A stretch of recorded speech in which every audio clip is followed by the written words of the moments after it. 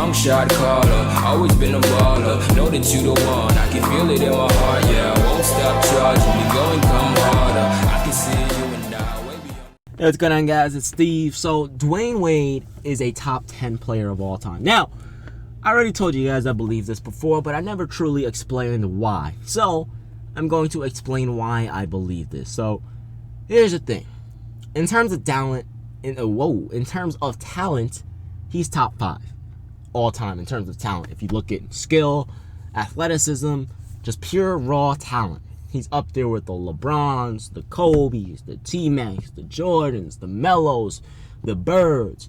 That's just pure Iversons, pure talent, Magics, pure talent.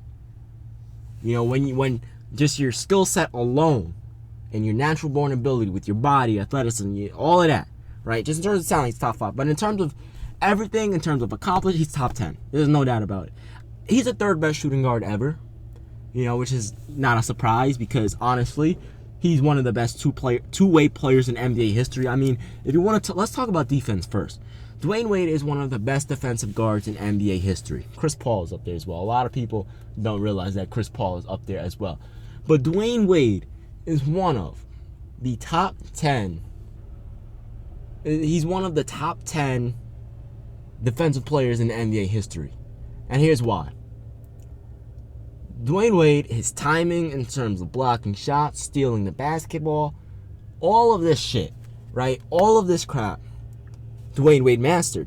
He had the chase down block. He was strong. He had the jumping ability, the athleticism. He had everything to do what he needed to do to dominate on the defensive end. Now, if you look at and you compare that to other great defensive guards like Chris Paul or Jordan or Kobe, they were the same way. They had the timing down. They had the athleticism, the strength, the footwork.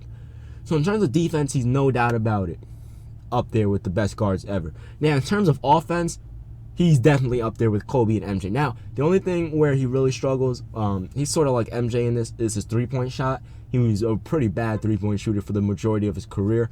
But with that in mind, he still dominated and averaged 30 points per game, 28 points per game, 26 points per game, 25 points per game. You name it, he did it. You know what I'm saying? That's how good he was. Whether it's Euro steps, whether it's freakish athletic dunks, like, for example, I apologize for that. I'm still getting over this fever. Whether it's dunking on Anderson Varejao, which is one of the best dunks ever. Or if you want to even go even more in depth, if it's dunking on Kendrick Perkins, you know what I mean? If it's throwing lobs, if it's throwing bounce passes, if it's hitting game winners off 1 foot after a steal, or hitting half-court buzzer beaters after you block one of the best big men at the time in Amari Stoudemire, or hit a game winner on Luol Deng's face, and Kobe actually hit a game winner in D-Wade's face. But in terms of that, like skill set, offensively, defense, he's top 10. Now, if you want to look at achievements, here's where he kind of gets hindered. Because I understand he doesn't have an MVP. And, I understand he did deserve it a few years. But you also have to understand that during when you look at MVPs, the tightest MVP races ever were from around 2008 to around 2000 and I would say 2000. Actually, I would say around 2008 to 2011, 2012. Those were the tightest MVP races ever.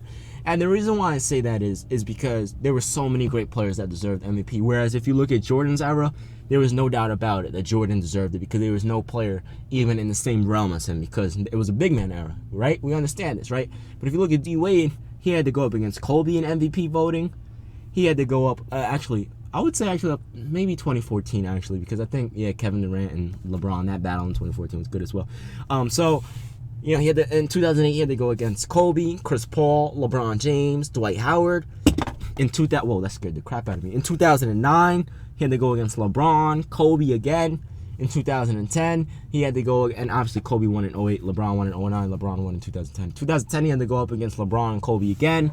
2011, Derrick Rose and LeBron, and then obviously LeBron was on his team at this point. 2012, it was LeBron and Kevin Durant. 2013, LeBron, KD, and Melo. 2014, one of the best races in my honest opinion. It was LeBron and Kevin Durant going at it in 2014 when Kevin Durant was beasting. I think he averaged like 32, 7, and 3 that season, which was ridiculous. But you know what I mean? So in terms of that, he had a lot of competition to go up against in terms of MVPs. Now, you want to look at Finals MVPs and ability to show up in big moments. You know, I don't think there's 5 players that I could take that I would say I would take. Actually, I can't even name 3 players that I would take over Dwyane Wade to have in the fourth quarter with us down by, let's say we're down by a possession with 12 minutes to start the fourth quarter, to come back and win. Even, let's say, with 2 minutes left and it's the tie game, who would I want making those big shots? Dwyane Wade. I don't think I would. This is tough because obviously there's Kobe, there's Jordan, there's Melo, there's Bird, there's Kevin Durant, there's Kobe, there's AI. In terms of clutch, there's T-Mac, there's Dirk. You know what I'm saying? All of these players show up in big moments, right? Timmy, there's all these great players. But the thing is, D Wade, he was great even out of his prime in terms of that. Because if you look at last year and what he did against the Toronto Raptors, you know, and I don't want to give him too much credit because they're not really that great of a team. They're one of those teams that just appear and then disappear. Like the stars appear and disappear like usual, just like the Atlanta Hawks 2 years ago and things like that. But people don't understand that. But D-Wade, you know, he showed up in the big moments. And against Charlotte, I mean, did you see him against Charlotte? They were down 3-2.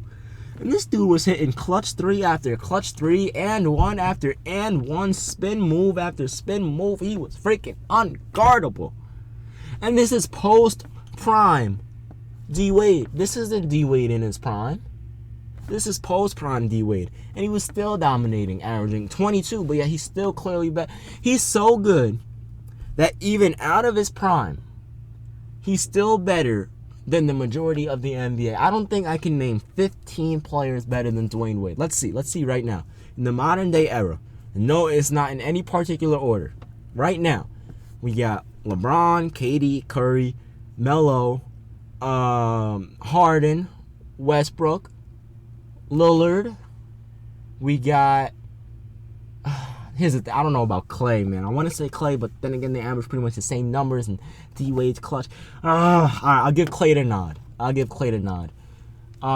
probably forgetting a whole bunch of people. Excuse me. You know what I'm saying? But again, I don't think I can name 15 players better than D-Wade at this time in his career, which is crazy because he's out of his prime. He's been out of his prime for a few years now, and he's still so good that he's better than the majority of the NBA, which is crazy. But if you want to look at accomplishments, the 2006 NBA Finals was the best performance in NBA history for someone so young in the NBA Finals. We've never seen someone do that. 35, I think it was 35, 8, and 4 or something crazy like that. That may be wrong. 35, 8, and 4. Are you kidding me, man? 35, 8, and 4. How old was he?